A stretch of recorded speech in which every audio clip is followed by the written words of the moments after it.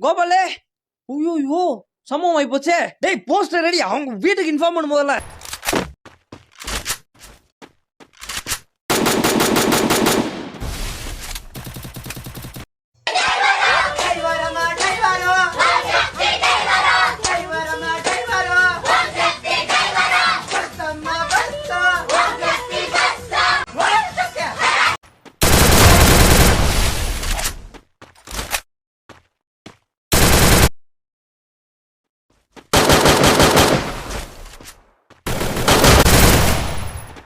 Hello hello, சொல்லுங்க.